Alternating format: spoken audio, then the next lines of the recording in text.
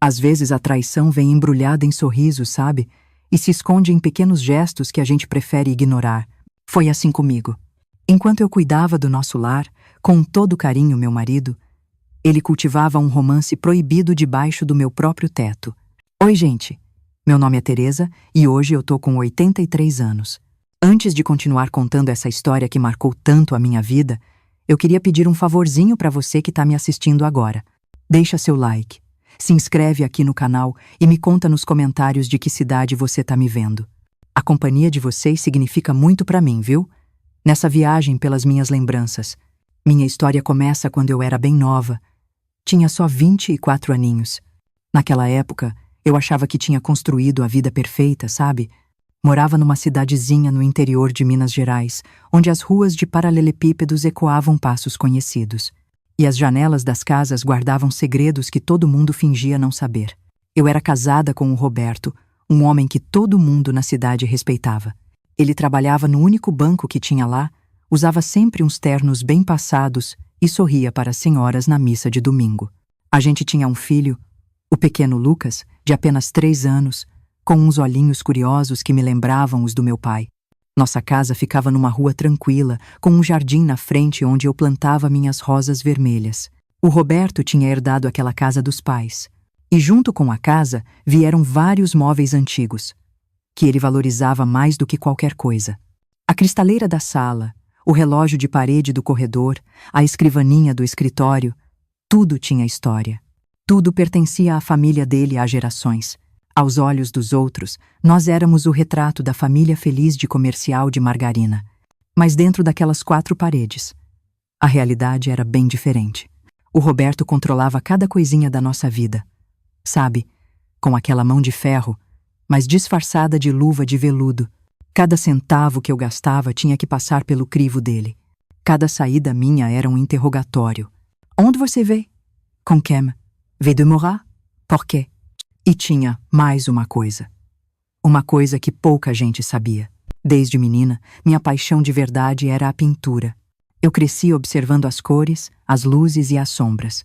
Meu pai, que era marceneiro, percebeu esse meu jeito e me deu meu primeiro conjunto de tintas quando eu fiz 12 anos. Você tem um dom, Teresa, ele dizia. Consegue pintar não só o que vê, mas o que sente. Quando eu me casei com o Roberto, eu trouxe essa paixão pelas tintas e telas comigo. No começo, ele até achava charmoso, sabe? Ter uma esposa com um hobby artístico, mas o charme logo virou irritação. Isso é perda de tempo, Teresa. Que tipo de mãe abandona o filho para ficar lambuzando tela? As palavras dele cortavam como navalha, mas eu não conseguia largar a pintura.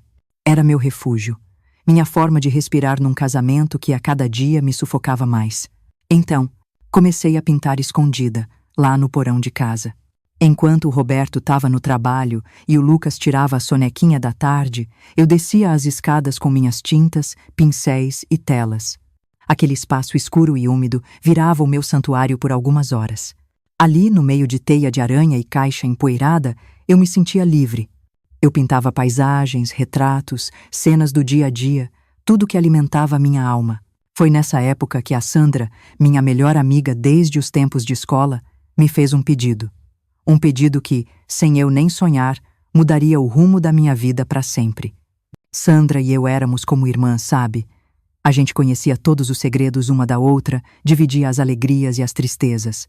Quando eu me casei com o Roberto, ela foi minha madrinha. Quando ela se casou com o Ricardo, eu fui a dela. Numa tarde, tomando um cafezinho na minha cozinha, enquanto o Lucas brincava no quintal, a Sandra me contou a novidade. Ela estava grávida do 2º filho. Eu tô tão feliz, Teresa. Mas também tô preocupada com a Júlia. Você sabe como a adolescente fica com ciúme quando chega um bebê novo. Júlia era a filha da Sandra, uma moça de 17 anos. Eu a conhecia desde que nasceu. Eu vi aquela menina crescer, se transformar de uma criança sapeca numa jovem estudiosa, de olhos doces e sorriso tímido. Pensei numa coisa que podia ajudar, a Sandra continuou. A Júlia precisa pegar experiência com criança, já que logo vai ter um irmãozinho em casa. Você se importaria se ela viesse umas vezes por semana para ser babá do Lucas? Ia ser bom para ela e para você também, que ia ter um tempo livre a mais. Nossa, como eu ia negar um pedido desses para alguém que eu considerava uma irmã? E além disso, a ideia de ter mais tempo para pintar, sem a preocupação do Lucas acordar e me pegar no porão, era muito tentadora. Claro, Sandra. Vai ser um prazer ter a Júlia aqui. O Lucas adora ela e assim eu consigo organizar melhor a casa. Quando eu contei para o Roberto sobre o arranjo, eu esperava que ele reclamasse. Mas para minha surpresa, ele concordou na hora. É uma ótima ideia. A Júlia é uma moça responsável, de boa família, e o Ricardo é meu colega lá no banco. É bom a gente ajudar a filha dele. Na época, essa aceitação tão rápida me pareceu só gentileza. Só muito tempo depois, eu fui entender os verdadeiros motivos dele. A Júlia começou a vir para nossa casa 3 vezes por semana, sempre depois da aula. Chegava lá pelas 3 da tarde, brincava com o Lucas, lia historinha para ele, ajudava a guardar os brinquedos. Enquanto isso, eu aproveitava para descer para o porão e me perder nas minhas pinturas. Eram poucas horas, mas preciosas. Eu sempre voltava antes das 6, que era quando o Roberto costumava chegar do banco. Nas primeiras semanas, tudo correu super bem. A Júlia era um amor com o Lucas. Responsável, pontual. Eu notava como ela olhava para nossa casa com os olhos curiosos, como admirava os móveis antigos, como sempre elogiava o jantar que eu fazia. A senhora cozinha tão bem, Dona Teresa, ela dizia com aquela vozinha suave. Foi depois de quase 2 meses que eu comecei a notar umas mudanças. Sutis. A primeira foi o Roberto chegando mais cedo do trabalho, bem nos dias que a Júlia estava em casa. O movimento tá fraco no banco, ele justificava quando eu comentava. E em vez de ir direto para o escritório como ele sempre fazia, o Roberto passou a ficar na sala, lendo jornal ou ouvindo rádio, sempre que a Júlia estava por perto. Outra mudança foram os presentes. Pequenos no início. Uma fita de cabelo que ele viu na vitrine, um livro de poesias que ele achou que ela ia gostar, uns chocolates que trouxe de uma viagem a trabalho. É só um agradinho pelo bom trabalho que ela faz com o Lucas, ele explicava quando eu questionava. Uma tarde, eu subi do porão para pegar uma água e encontrei os dois na sala. A Júlia mostrava para o Roberto um trabalho da escola, um texto que ela tinha escrito. Eles estavam sentados no sofá, perto demais. Não tinha nada de explícito ali, sabe? Mas tinha uma intimidade, uma sintonia entre eles que me fez parar na porta, invisível para os dois. Eu observei como o Roberto olhava para ela. Não como se olha para a filha de um amigo, mas como um homem olha para uma mulher. E notei como a Júlia corava com os elogios dele, como os olhos dela brilhavam quando ele falava. Naquela noite eu não consegui dormir. Deitada do lado do Roberto, eu ouvia a respiração tranquila dele enquanto minha mente fervia. Será que eu estava imaginando coisas? Será que era só ciúme sem fundamento? Eu confiava na Júlia. Poxa, eu conhecia aquela menina desde que nasceu. E o Roberto, apesar de todos os defeitos dele, nunca tinha me dado motivo para duvidar da fidelidade. Mesmo assim, nos dias seguintes eu comecei a prestar mais atenção. Notei como o Roberto se arrumava com mais cuidado nas manhãs dos dias em que a Júlia viria. Como ele criava desculpas para estar no mesmo cômodo que ela. Como os olhos dele a seguiam pela casa. Uma semana depois, eu pedi para Júlia ficar um pouco mais tarde para eu poder terminar uma pintura. Disse que pagaria a hora extra. Ela aceitou, toda feliz com a chance de ganhar um dinheirinho a mais. Quando o Roberto chegou e viu que ela ainda estava lá, se ofereceu na hora para levar a menina em casa. Não se preocupa, Teresa. Deixo a Júlia em casa no caminho para pegar aquele livro na biblioteca. Não tinha livro nenhum para buscar. Não tinha biblioteca aberta àquela hora. Mas eu deixei, e fiquei olhando a Júlia sorrir, toda animada com a ideia de um passeio de carro com o Roberto. Eles demoraram quase 1 hora. Para um trajeto que levaria no máximo 15 minutos. Quando o Roberto voltou, disse que tinha parado para mostrar para Júlia a pracinha nova que estavam construindo no centro. Depois, passarão na sorveteria. Tudo perfeitamente inocente. Explicado com um sorriso tranquilo. Como se eu fosse incapaz de perceber a mentira por trás de cada palavra. Naquela noite, eu tentei conversar com ele, falar das minhas preocupações. Roberto, você não acha que está sendo atencioso demais com a Júlia? Os presentes, os elogios o tempo todo. Ela é só uma menina. A reação dele foi desproporcional. De repente, o homem calmo e controlado deu lugar a alguém que eu mal reconhecia, com os olhos faiscando de raiva. Você tá louca, Teresa? A Júlia é praticamente uma criança. É filha do meu colega de trabalho, da sua melhor amiga. Como você pode insinuar uma coisa tão absurda?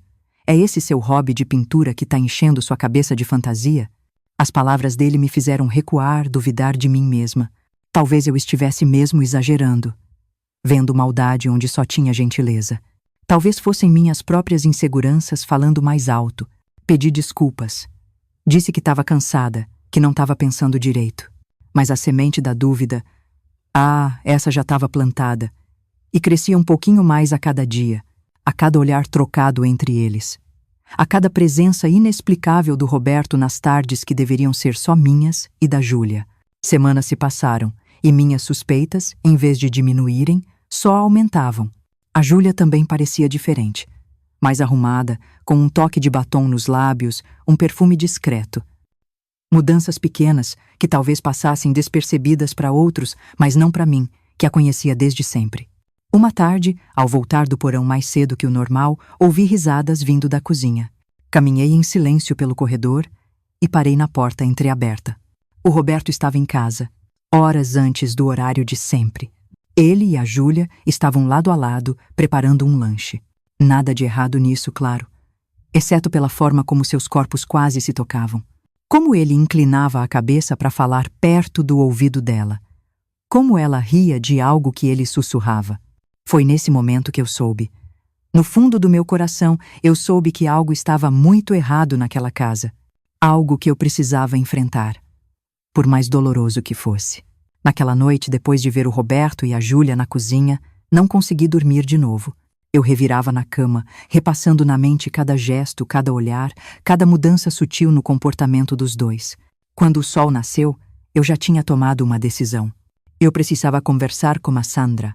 Se alguma coisa estava acontecendo entre o Roberto e a Júlia, ela tinha o direito de saber, como mãe e como minha amiga.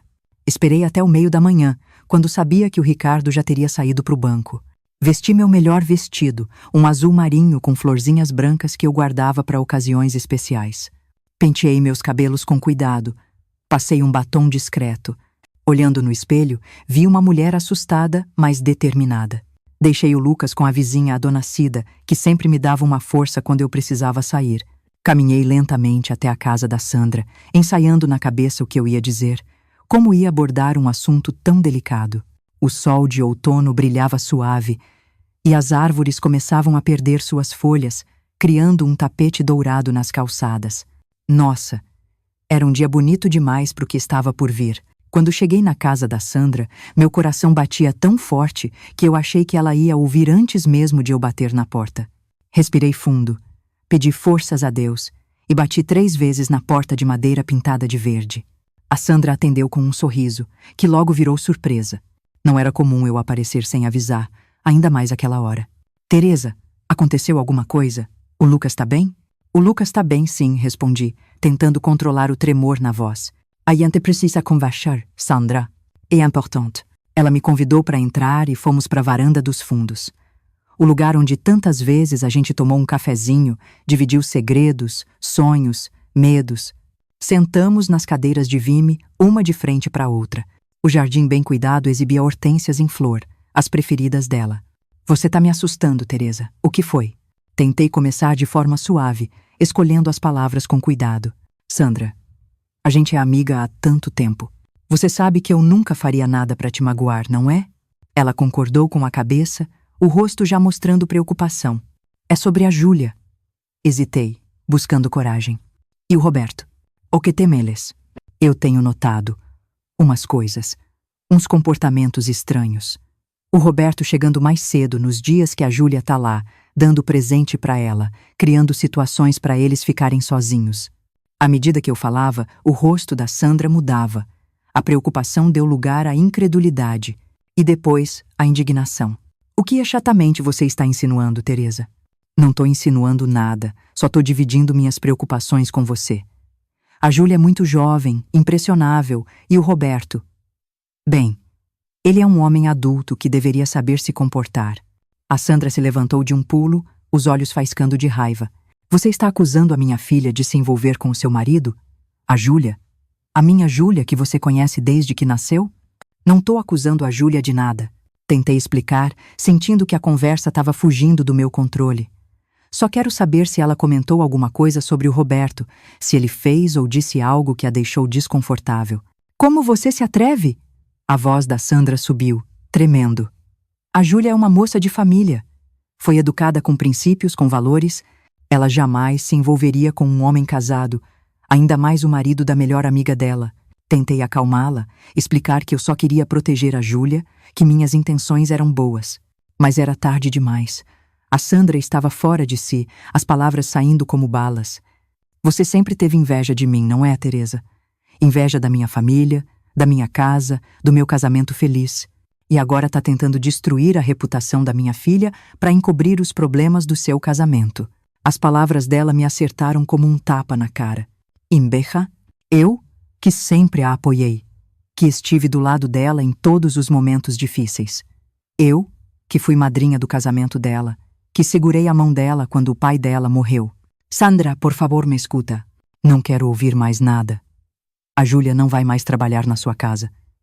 Não confio em você perto dela, com essas ideias absurdas na cabeça.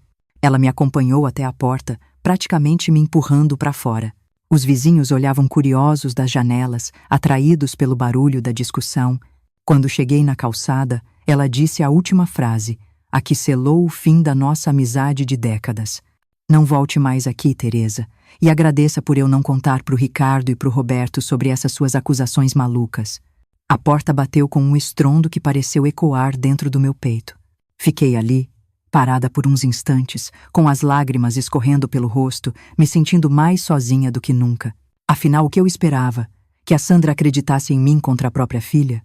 Voltei para casa arrasada, os passos pesados, o coração partido não só pela suspeita da traição, mas pela perda da minha amiga mais querida. Quando o Roberto chegou do trabalho naquela noite, eu contei o que tinha acontecido. Eu esperava o apoio dele, a compreensão dele. Em vez disso, ele explodiu de fúria. Como você pôde fazer isso? Acabar com a nossa amizade com a família da Sandra e do Ricardo por causa das suas inseguranças?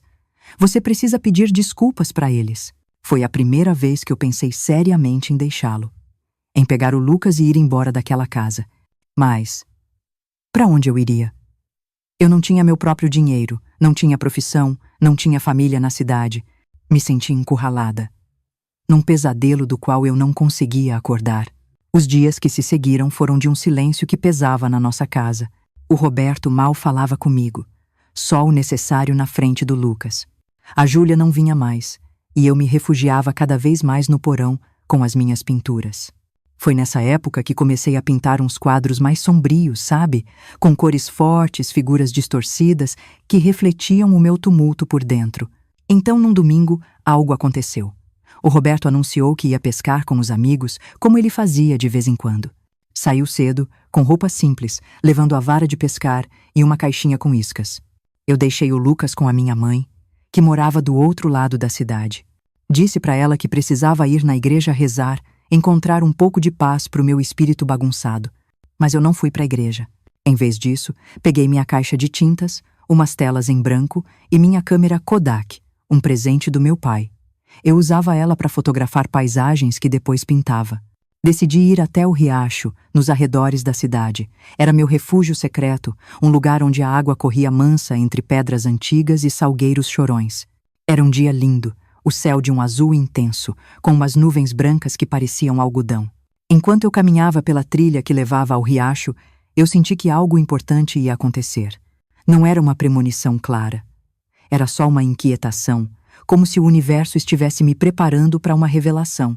O riacho ficava a uns 30 minutos de caminhada da cidade.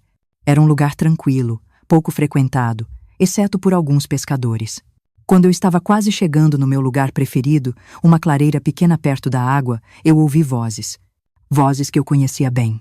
Meu instinto foi me esconder atrás de uma árvore grande, o coração acelerado, as mãos suando frio. E então, eu os vi. Eles não estavam pescando, não estavam conversando inocentemente. O Roberto e a Júlia estavam sentados numa toalha estendida na grama, bem na beira do riacho. Ele segurava as mãos dela, falando baixo, olhando nos olhos dela. Ela sorria. Aquele sorriso tímido que eu conhecia tão bem, mas que agora parecia de outra pessoa. De uma estranha que tinha tomado o lugar da menina que eu vi crescer. Eu não conseguia ouvir o que diziam, mas nem precisava. A linguagem dos corpos, dos gestos, dos olhares, era clara demais.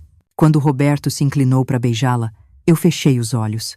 Não era capaz de assistir aquilo, mas logo abri de novo, me forçando a encarar a realidade, por mais dolorosa que fosse. Eles não me viram. Estavam tão perdidos um no outro que o mundo ao redor parecia não existir.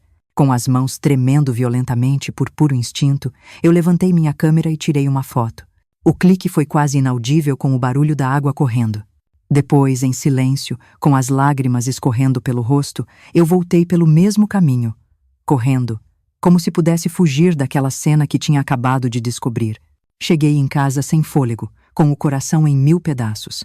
Mas, no meio da dor, algo dentro de mim mudou. Uma força que eu não sabia que tinha começou a crescer. Não era mais só a Teresa submissa, a esposa traída.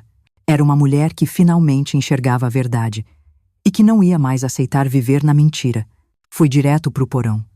Peguei minhas telas, minhas tintas e comecei a pintar aquela cena horrível que eu tinha presenciado. Cada pincelada era como um grito silencioso, uma forma de botar para fora a traição, a humilhação. Pintei sem parar por horas, uma tela atrás da outra. Pintei até minhas mãos doerem, até não ter mais lágrimas para chorar. Quando terminei, eu tinha 3 quadros que contavam toda a história. O primeiro mostrava o casal à beira do riacho, no seu momento de intimidade roubada. O segundo, um retrato do Roberto com 2 caras, revelando a sua falsidade. E o terceiro, uma mulher partida ao meio, que era eu. Dividida entre a dor e a raiva, entre o passado e o futuro incerto que se abria na minha frente. No dia seguinte, ainda em choque, fui até a farmácia do seu Antenor, onde revelavam filmes. Pedi urgência. Disse que era pro aniversário do meu filho. Paguei mais caro para ter as fotos em 24 horas. Quando busquei o envelope, meu coração quase parou ao ver aquela imagem. Estava um pouco desfocada, mas mostrava claramente o Roberto e a Júlia juntos, à beira do riacho. Aquela pequena foto em preto e branco era a prova que eu precisava, não só para os outros, mas para mim mesma, para não duvidar do que meus olhos tinham visto. Guardei a fotografia num envelope dentro do meu diário, aquele que o Roberto nunca tocava por considerar coisa de mulherzinha. Depois, voltei pro porão e olhei demoradamente para os 3 quadros que eu havia pintado. Não eram apenas obras de arte, eram o testemunho da minha dor, da minha raiva e também da minha libertação. Porque naquele momento, olhando para aquelas telas ainda úmidas, eu tomei uma decisão. Eu não seria mais uma vítima, não choraria mais escondida. Não aceitaria mais viver na mentira.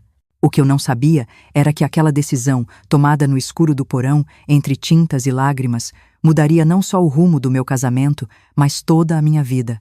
E que aqueles quadros, nascidos da dor mais profunda, seriam o começo de uma jornada que me levaria a lugares que eu jamais imaginei. Quando o Roberto chegou em casa naquela noite, eu guardei meus sentimentos atrás de um sorriso forçado. Nossa! Eu nunca fui boa atriz, mas naquele momento encontrei uma capacidade que eu nem sabia que tinha. Enquanto ele contava histórias fantasiosas sobre a pescaria, sobre o dia com os amigos, eu só concordava com a cabeça, servindo o jantar como se nada tivesse acontecido. Mas por dentro, meu sangue fervia de indignação. Como foi a pescaria, amor? Perguntei, observando cada movimento dele, cada hesitação nas mentiras que saíam tão fáceis da boca dele. Ele falou do tempo, dos amigos, dos peixes que não conseguiu pegar. Mentiras. Tudo mentira. Em algum momento daquela conversa, a ficha caiu. Eu percebi que tinha vivido anos acreditando em histórias parecidas, fechando os olhos para sinais que estavam bem ali, na minha cara. Esperai pacientemente. Depois que o Lucas dormiu, convidei o Roberto para ver uma coisa no porão. Ele estranhou, claro. Nunca demonstrou interesse pelo meu passatempo inútil, mas algo no meu tom de voz deve ter deixado ele curioso. Descemos as escadas em silêncio. O porão estava na penumbra, só com uma lâmpada acesa, iluminando as 3 telas que eu tinha posicionado com todo cuidado. Quando acendi a luz principal, vi o rosto dele se transformar em segundos. Primeiro, confusão. Depois, compreensão. E por fim, uma mistura de raiva e medo que eu nunca tinha visto antes. O que significa isso, Teresa? Ele perguntou com a voz trêmula, entre a ameaça e a súplica. Foi isso que eu vi hoje no riacho, Roberto. Parece que não fui a única a pescar algo valioso. O rosto dele mudou de cor. Primeiro ficou pálido como papel, depois vermelho como as minhas rosas do jardim. Ela negou, óbvio. Disse que eu estava enlouquecendo, que aquilo era fruto da minha imaginação doentia, que a minha pintura estava me levando a criar fantasias. Tentou me fazer duvidar do que os meus próprios olhos tinham visto. Sem dizer nada, peguei o segundo quadro, o retrato dele com duas caras, e coloquei bem na frente dele. Este é você, Roberto. Um homem que vive de mentiras. Um homem com duas caras. Ele tentou arrancar a tela das minhas mãos, rasgá-la. Agente Bregu. Pela primeira vez em anos, eu não recuei. Não tive medo dos gritos dele, do tamanho dele, da força dele. Algo dentro de mim era mais forte que tudo isso. A minha dignidade, recém-descoberta. Você enlouqueceu. Vou te internar. Ninguém vai acreditar nessas suas histórias. Ele gritava, fora de si. Tenho provas, Roberto. Respondi com uma calma que nem eu sabia de onde vinha. Tenho uma fotografia. Mencionei a foto, mas não mostrei. Aquela era minha carta na manga. Meu trunfo para o momento certo. Ele ficou paralisado por uns instantes, tentando calcular se eu estava blefando. Depois pegou o casaco e saiu batendo a porta, dizendo que ia dormir na casa de um amigo para eu recuperar o juízo. Aquela noite, sozinha, com o Lucas dormindo no quarto ao lado, foi a mais longa e também a mais libertadora da minha vida. Sentada no porão, olhando para as minhas pinturas, comecei a planejar cada passo do meu futuro. Eu não era mais uma menina assustada. Era uma mulher traída, sim, mas uma mulher que tinha acabado de descobrir a própria força. Na manhã seguinte, depois de deixar o Lucas na escolinha, eu fiz algo que nunca imaginei ter coragem de fazer. Fui até a casa da Sandra. Quando ela abriu a porta, o rosto dela mostrava surpresa e irritação. O que você quer, Teresa? Já não causou problema suficiente. Preciso falar com você. Respondi, com calma. É importante. Meio a contragosto, ela me deixou entrar. Sentamos na mesma varanda onde, dias antes, ela tinha me expulsado. Pedi desculpas por ter vindo sem avisar e disse que tinha uma coisa que ela precisava ver. Convidei ela para ir até a minha casa, para ver algo no porão. Se for mais uma dessas suas acusações malucas contra a minha filha, eu não tenho tempo para isso. Ela respondeu, fria. Não são acusações, Sandra. São fatos. E acho que você, como mãe, merece saber a verdade. Algo no meu tom, na minha postura, deve ter despertado a curiosidade dela. Talvez a tranquilidade na minha voz, tão diferente da mulher nervosa e insegura que ela conhecia. Depois de uns minutos de hesitação, ela concordou em me acompanhar. Quando chegamos no porão, eu mostrei a ela as 3 pinturas. Ela olhou para cada uma, em silêncio. O rosto dela não demonstrava nenhuma emoção, como se estivesse vendo paisagens sem importância. Estes são os seus pesadelos, Teresa. Disse finalmente, com uma voz que tentava ser firme, mas que tremia um pouquinho. Apenas imagens criadas pela sua mente. Foi então que eu tirei do bolso a fotografia revelada. Coloquei ao lado do primeiro quadro, aquele que mostrava o Roberto e a Júlia à beira do riacho. Mesmo um pouco desfocada, mesmo em preto e branco, a imagem era inconfundível. Quando a Sandra viu a foto, as mãos dela começaram a tremer. Ela pegou, examinou de perto, depois olhou de novo para a pintura. As duas mostravam a mesma cena, o mesmo momento, capturados de formas diferentes. Uma pela câmera, outra pelo meu coração ferido. Não pode ser verdade. Ela repetia, como um mantra, como se pudesse mudar a realidade só por negar. A Júlia não faria isso. Ela é só uma menina. Uma menina de 17 anos, Sandra. E o Roberto, um homem de 30, que deveria ter vergonha na cara. Sandra desabou numa cadeira, com as mãos no rosto. As lágrimas começaram a cair, primeiro poucas, depois em torrentes. Não era só a mãe chorando pela descoberta da filha numa situação daquelas. Era também a amiga que percebia, tarde demais, que tinha errado ao não acreditar em mim. Me perdoa, Teresa. Ela disse entre soluços. Eu devia ter confiado em você. Devia ter prestado mais atenção. Não respondi na hora.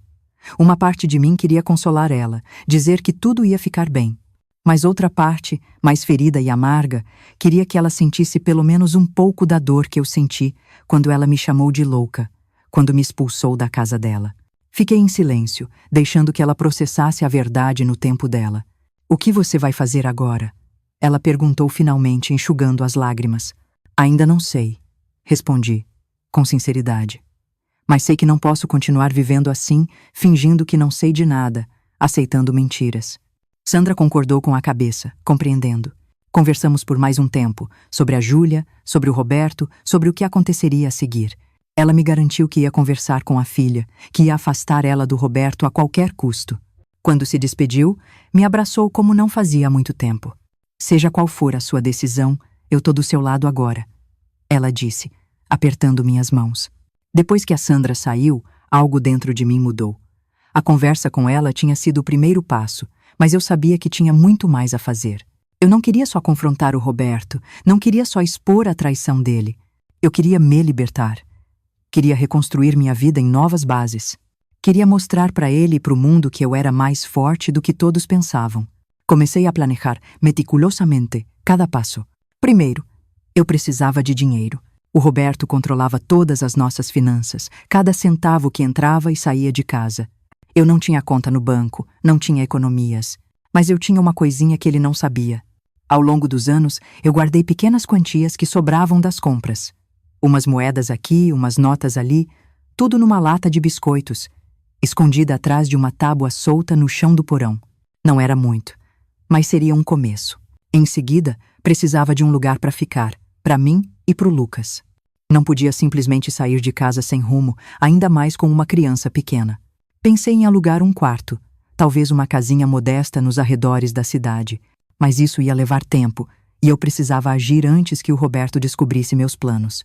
Foi então que tive uma ideia. Uma coisa que nunca tinha considerado. O Roberto tinha um orgulho imenso da casa, dos móveis antigos, das peças que ele tinha herdado. Sempre me dizia o quanto valiam, como se valorizavam com o tempo. E se eu vendesse alguns desses itens?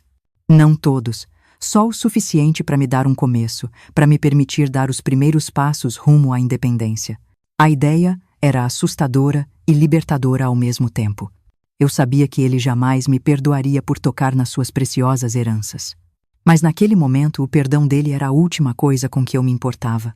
Na tarde seguinte, enquanto o Roberto estava no trabalho, comecei a ligar para possíveis compradores. Primeiro, liguei para o meu tio, irmão da minha mãe, que sempre admirou o relógio de parede antigo que ficava no corredor.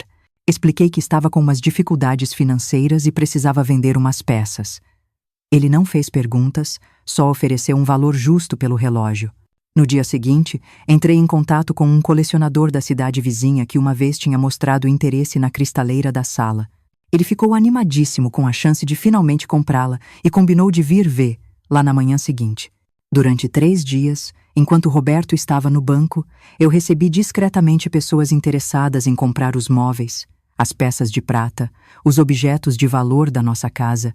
À noite, quando ele chegava, nada parecia fora do lugar. Eu tinha combinado com os compradores que eles só retirariam as coisas quando eu desse o sinal, quando tudo estivesse pronto para o meu plano final. O Roberto percebeu que eu estava diferente, mais distante, mas achou que era por causa da nossa briga. Ele não imaginou, nem por um segundo, o que eu estava tramando pelas costas dele. No 4º dia, com o dinheiro que eu consegui com a venda dos objetos mais valiosos, somado às minhas economias da latinha de biscoitos, fui até o centro da cidade. Depois de procurar por algumas horas, encontrei o que queria. Uma pequena loja para alugar. Era um espaço modesto, com um quartinho nos fundos que podia servir de moradia temporária para mim e para o Lucas. Paguei 3 meses de aluguel adiantado, garantindo que a gente teria um teto sobre nossas cabeças, acontecesse o que acontecesse. Voltei para casa com uma sensação estranha, uma mistura de medo e euforia. O que eu estava prestes a fazer mudaria a minha vida para sempre. Não teria mais volta. Mas, pela primeira vez em anos, eu sentia que estava tomando as rédeas do meu próprio destino. Naquela noite eu dormi profundamente, sem pesadelos, sem acordar assustada no meio da madrugada. Era como se meu corpo e minha mente soubessem que, finalmente, eu estava no caminho certo. No 5º dia, enquanto o Roberto estava no trabalho, eu dei o sinal. Os compradores vieram buscar tudo o que tinham adquirido. Em poucas horas, a casa ficou quase vazia. Os móveis antigos, as pratarias, os quadros valiosos, tudo foi levado. Ficou só o essencial e, claro, as minhas próprias pinturas, incluindo as 3 que eu fiz depois de descobrir a traição. Busquei o Lucas na escola mais cedo. Expliquei que a gente ia se mudar para um lugar novo, uma aventura só nossa. Com a inocência de criança, ele adorou a ideia e me ajudou a arrumar os brinquedos numa malinha. Arrumei nossas roupas, meus materiais de pintura, algumas fotos de família, os poucos objetos que realmente importavam. Coloquei tudo no carro de uma vizinha que se ofereceu para ajudar, uma mulher que tinha seus próprios motivos para entender a minha situação. Antes de sair, posicionei as 3 pinturas na sala várzea, onde o Roberto as veria assim que entrasse. Ao lado delas deixei um bilhete simples. A arte que você desprezou revelou a verdade que você escondeu. Não nos procure. Quando fechei a porta daquela casa pela última vez, senti como se estivesse deixando para trás não só um lar, mas uma vida inteira de submissão e medo. À minha frente, incerto e assustador, mas também cheio de possibilidades, estava um futuro que eu mesma tinha escolhido. Um caminho que eu mesma havia traçado. E assim, com o Lucas segurando a minha mão, caminhei em direção à nossa nova vida, com uma única certeza: qualquer que fosse o preço a pagar pela minha liberdade, valeria cada centavo. Nossa primeira noite na lojinha foi difícil. O quarto, nos fundos, tinha só um colchão no chão, uma lâmpada pendurada no teto e paredes descascadas que contavam histórias de outras vidas. O Lucas, com sua capacidade infantil de transformar qualquer coisa em aventura, achava tudo o máximo. É como acampar, mamãe, ele dizia enquanto a gente arrumava nossos poucos pertences. Acordei antes do sol nascer, com o corpo dolorido e a mente em alerta. Por um momento, esqueci onde eu estava. Então, a realidade voltou como uma onda. Eu tinha largado meu casamento, minha casa, a segurança de uma vida que, apesar de tudo, era familiar. Eu estava num lugar estranho, com um filho pequeno para criar, sem emprego, sem experiência nenhuma no mundo, além das paredes da minha antiga casa. O medo ameaçou me paralisar, mas eu não deixei. Levantei em silêncio para não acordar o Lucas e comecei a limpar aquele espaço que seria nossa casa, e eu esperava meu ganha-pão. A parte da frente da loja era um retângulo vazio, com uma vitrine empoeirada e prateleiras vazias. Ali, pensei, eu podia montar minha própria galeria de arte, vender minhas pinturas, talvez até dar aulas. Passei o dia limpando, organizando, transformando aquele lugar com as poucas coisas que a gente trouxe e outras que comprei com o dinheiro da venda dos móveis. Comprei umas cortinas simples, algumas cadeiras, material de limpeza. Cada centavo era precioso. No meio da tarde, quando o sol entrava pela vitrine limpinha, a porta se abriu. Era o Roberto. O rosto dele estava transformado pela raiva, pelo choque, pela incredulidade. Eu nunca tinha visto ele daquele jeito, nem na noite em que o confrontei com as pinturas. Onde estão os meus móveis? O que você fez com as coisas da minha família?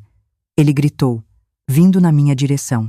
Fiquei onde estava, firme, com a vassoura na mão como se fosse um escudo. Não respondi na hora. Olhei para ele e vi. Não o homem que eu amei, não o pai do meu filho, mas um estranho consumido pela raiva. Eu vendi o que era necessário para começar uma vida nova. Respondi finalmente, com uma calma que nem eu sabia que tinha. Uma vida sem mentiras, sem traições. Ele avançou mais. Os punhos cerrados, o rosto vermelho. Você não tinha o direito. Aqueles móveis eram da minha família há gerações. Vou te processar, vou te colocar na cadeia. Faça o que achar melhor, Roberto. Mas saiba que se me levar a um tribunal, eu vou levar as minhas provas também. A fotografia. Os depoimentos dos vizinhos que viram você com a Júlia. Tem certeza que você quer isso? Que a cidade inteira saiba que tipo de homem você é. Minhas palavras o atingiram em cheio. Ele recuou, os olhos arregalados, calculando o custo de um escândalo público. O Roberto sempre se preocupou demais com as aparências. A ideia de virar o assunto da cidade, de perder o respeito que ele tanto prezava, era insuportável. Você não pode ficar com meu filho, disse ele, mudando de tática. Um juiz nunca daria a guarda para uma mulher que abandonou o lar, que roubou os bens do marido. Senti um arrepio de medo. O Lucas era tudo para mim. A ideia de perdê-lo era a única coisa que podia me fazer recuar. E como você ia explicar para o juiz por que eu saí de casa, Roberto? Como ia explicar a fotografia? Como ia explicar seu envolvimento com uma menina de 17 anos? De novo ele recuou. Estava encurralado, e sabia disso. O olhar dele vagou pela loja simples, pela vitrine ainda vazia, pelo chão que eu tinha acabado de varrer. Você não vai conseguir, Teresa. Vai falir em um mês. Vai voltar rastejando, implorando para eu te aceitar de volta. Talvez, respondi, sem desviar o olhar. Mas mesmo que eu falhe, mesmo que eu perca tudo, eu terei tentado. Terei vivido de acordo com o que eu acredito, e não como uma sombra na sua vida. Ele ficou em silêncio por um momento. Então riu, uma risada amarga, sem humor nenhum. Eu sempre soube que essa sua mania de pintura ia acabar te enlouquecendo. Pobre Teresa, vivendo de fantasia, achando que pode ser artista. Saia, Roberto. Eu disse, com firmeza. Saia agora, ou eu chamo a polícia. Ele deu um passo na minha direção, a mão levantada como se fosse me bater. Foi quando a porta se abriu de novo. Era a dona Elsa, a dona da loja de tecidos ao lado, uma mulher forte, decidida. Atrás dela, o marido, um homem alto, forte. Algum problema por aqui? Perguntou dona Elsa, com os olhos fixos no Roberto, na mão dele ainda levantada. Roberto baixou o braço lentamente, percebendo que agora tinha testemunhas. O rosto dele se recompôs numa máscara de dignidade ofendida. Problema nenhum. Estava só conversando com a minha esposa. Ex-esposa. Corrige. E a conversa acabou. Roberto olhou para mim uma última vez. Um olhar que misturava raiva, desprezo e, surpreendentemente, uma ponta de admiração. Então ele saiu, batendo a porta com força suficiente para fazer a vitrine tremer. Quando ele se foi, minhas pernas cederam. Sentei numa das cadeiras que tinha comprado, tremendo como uma folha. Dona Elsa se aproximou, colocou a mão no meu ombro. Tá tudo bem, minha filha? Não consegui responder na hora. As lágrimas que eu segurei durante todo o confronto com o Roberto agora corriam soltas. Mas não eram lágrimas de tristeza ou de medo, eram de alívio. Eu tinha enfrentado meu maior medo, o Roberto em sua fúria, e sobrevivido. Vai ficar tudo bem, disse finalmente, enxugando o rosto. Agora vai ficar tudo bem. Dona Elsa me convidou para jantar naquela noite.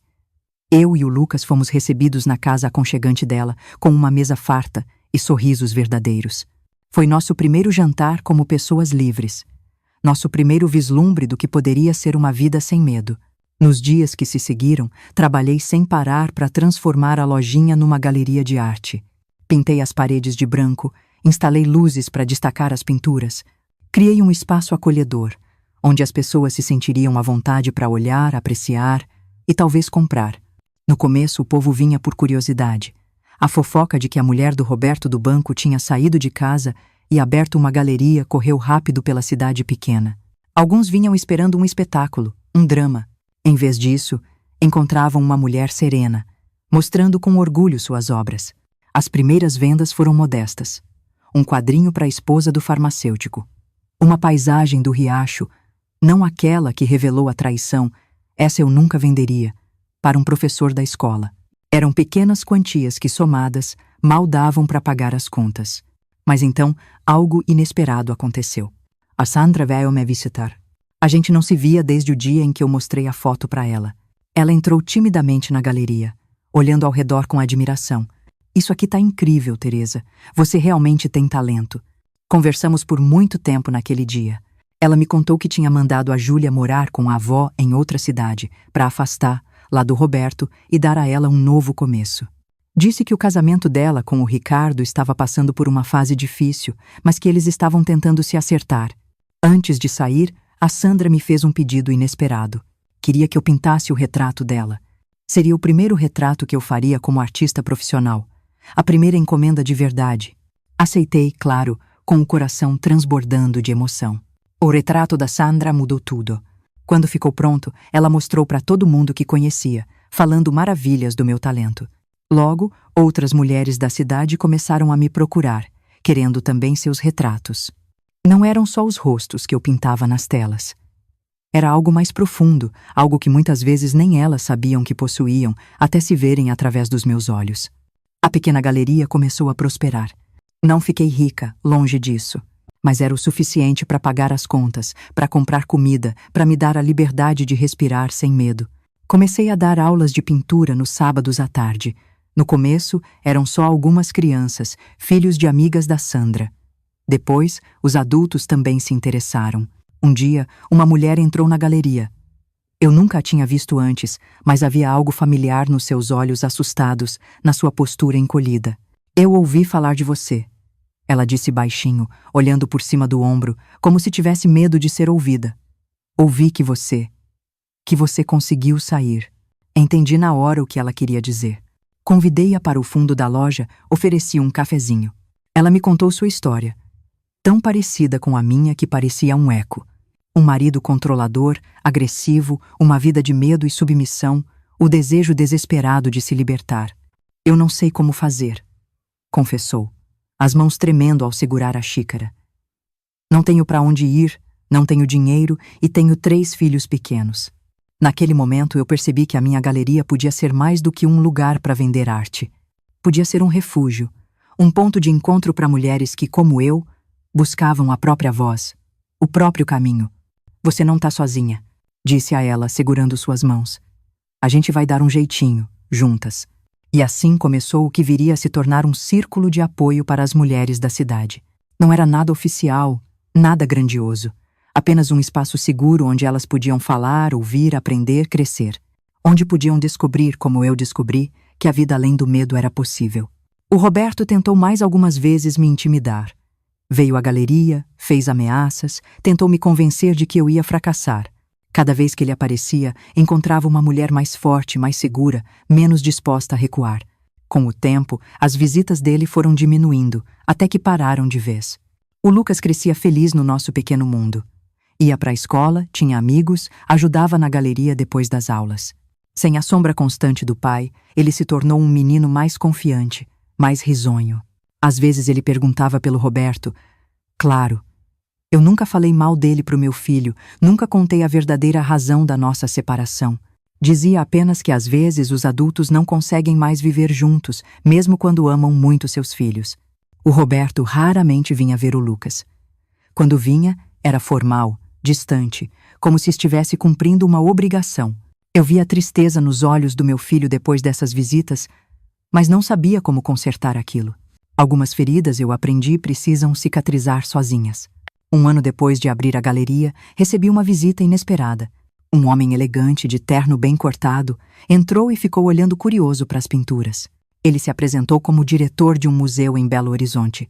Tinha ouvido falar da artista do interior que pintava a alma das mulheres e veio ver com os próprios olhos. Ele passou horas na galeria, examinando cada obra com uma atenção genuína. Antes de sair, ele me fez uma proposta que mudaria o rumo da minha vida de novo. Queria levar algumas das minhas pinturas para uma exposição no museu, incluindo as 3 que eu fiz depois de descobrir a traição do Roberto. Estas aqui, disse ele, apontando para as 3 telas que eu mantinha numa parede reservada, sem estarem à venda. São extraordinárias. Contam uma história poderosa, uma jornada da dor à libertação. O público precisa vê-las. A ideia de expor aquelas pinturas, de compartilhar minha história mais íntima e dolorosa com estranhos, era assustadora. Mas eu também sentia que, talvez, apenas talvez, elas pudessem tocar outras pessoas. Talvez pudessem dar coragem a outras mulheres presas em situações parecidas. Vou pensar, respondi, sentindo o peso da decisão.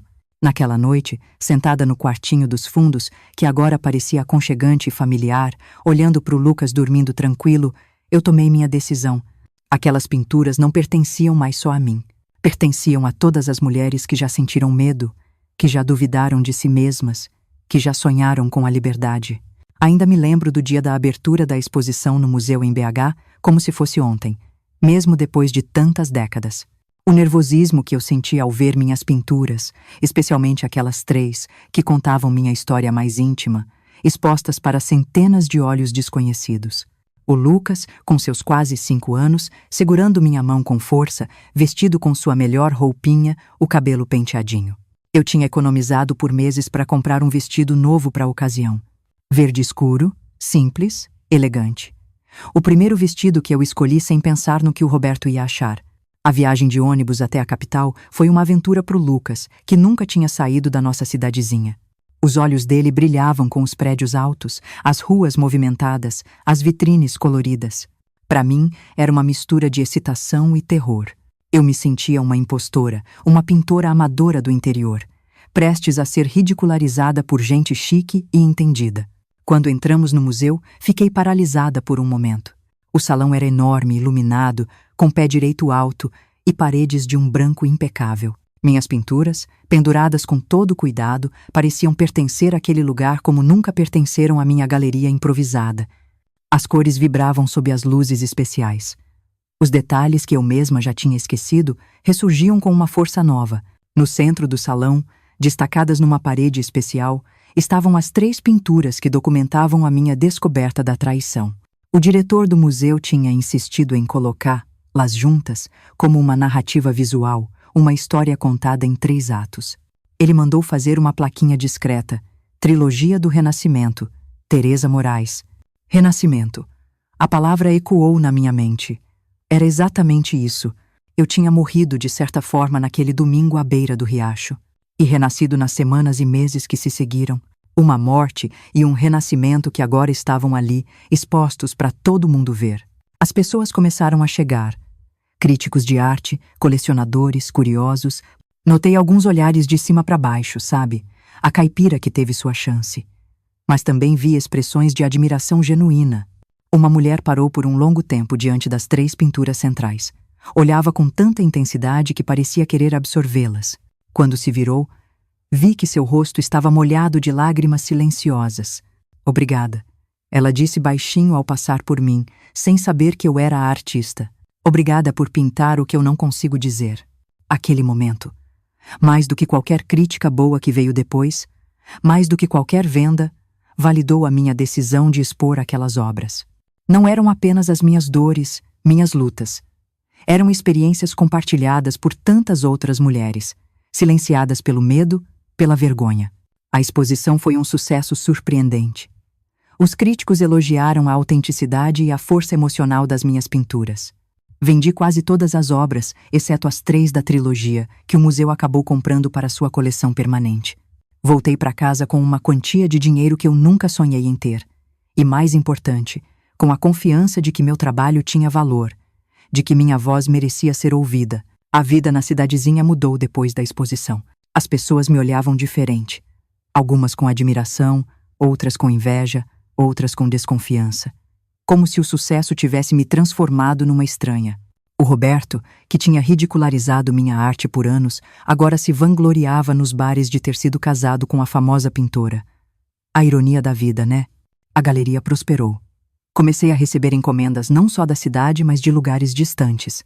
Pessoas que tinham visto meu trabalho na capital e queriam sua própria Teresa Moraes. Pude finalmente sair do quartinho dos fundos da loja e alugar uma casa pequena, mais confortável, com um jardim para o Lucas brincar e um cômodo ensolarado que virou meu ateliê. O círculo de apoio para mulheres continuou crescendo. O que começou como encontros informais na galeria se transformou num grupo organizado, com reuniões toda semana. Mulheres de todas as idades vinham dividir histórias, buscar conselhos, oferecer ajuda. Juntas, a gente encontrava força, soluções, esperança. Comecei a dar aulas de arte para essas mulheres. Eram oportunidades para elas expressarem o que muitas vezes não conseguiam dizer com palavras.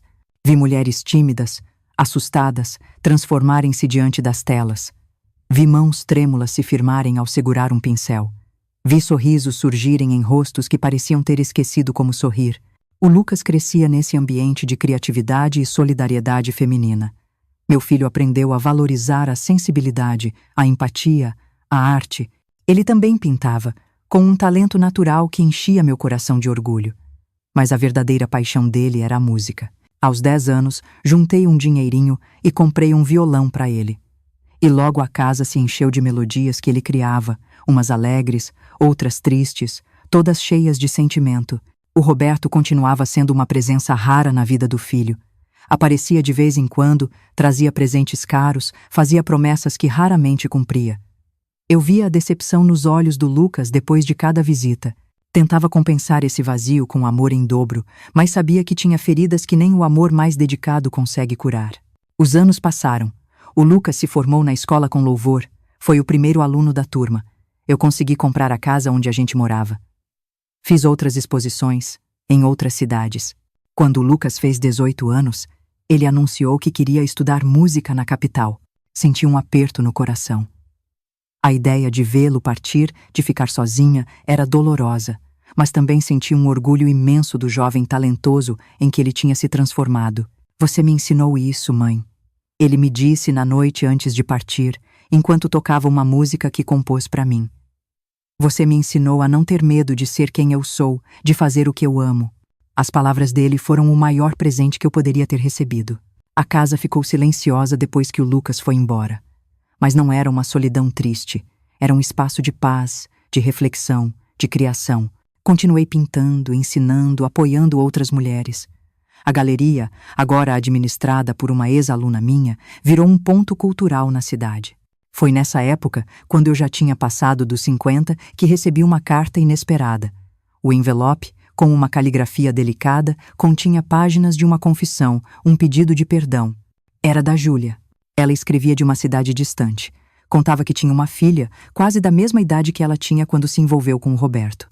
Contava como aquele relacionamento tinha marcado sua vida, como se sentia culpada, como levou anos para entender a manipulação de que foi vítima. Pedia perdão a mim, a mãe dela, a todos que ela magoou. Li a carta várias vezes. A raiva antiga já tinha passado há muito tempo. A culpa verdadeira sempre foi do Roberto. Eu nunca respondi à carta, não por rancor, mas porque senti que não havia mais nada a dizer. Aquela história pertencia ao passado, um passado que me transformou, que me fortaleceu. E eu tinha escolhido há muito tempo seguir em frente. O Lucas se formou em música, virou um compositor respeitado, casou-se com uma violinista. Eles me deram 2 netos que encheram minha velhice de risos, de abraços, de desenhos coloridos na geladeira. O Roberto. Ah, o Roberto. Soube que ele nunca mais se casou. Teve outros relacionamentos, sempre com mulheres muito mais jovens, que sempre acabavam quando elas descobriam sua verdadeira natureza. Quando ficou mais velho, tentou se aproximar do Lucas, mas já era tarde demais. O Joaquim o tratava com respeito, mas com uma distância que o próprio Roberto criou. Quanto a Sandra, nossa amizade nunca mais foi a mesma. Mas com o tempo, construímos uma nova relação, baseada em respeito mútuo. A gente se encontrava de vez em quando, conversava sobre os filhos, sobre a vida, nunca mais tocamos no passado. Não era preciso. Hoje, olhando para trás, com a sabedoria que só os anos trazem, eu vejo minha vida como uma grande tela, pintada com cores vibrantes e sombras profundas, com dor intensa e alegria que transborda. Vejo a jovem assustada que eu fui, a mãe determinada que me tornei e a artista que floresceu das cinzas de um casamento destruído. As 3 pinturas da trilogia do Renascimento continuam no museu. Milhares de pessoas as veem todos os anos. Pessoas que não sabem nada sobre mim, sobre o Roberto, sobre a Júlia, mas de alguma forma elas reconhecem a verdade naquelas imagens. A jornada humana da queda e da redenção. Se eu pudesse falar com aquela jovem de 24 anos, assustada e confusa, eu diria: seja corajosa, minha querida. A dor que você sente agora vai se transformar em força. As lágrimas que você derrama vão regar as sementes de uma vida mais plena do que você jamais sonhou. Confie no seu coração, na sua arte, na sua capacidade de renascer. Cada pincelada na minha vida foi uma escolha. Cada cor, cada sombra, cada luz teve seu propósito. E o quadro final, com todas as suas imperfeições, é mais belo do que qualquer obra que eu já pintei. Antes de terminar, meus queridos, queria pedir de novo para vocês deixarem um like neste vídeo, se inscreverem no canal e me contarem nos comentários de onde estão assistindo. A companhia de vocês nesta jornada de memória significa o mundo para mim. É reconfortante saber que minha história pode tocar outros corações e talvez inspirar outras pessoas a encontrarem a sua própria força. Um beijinho.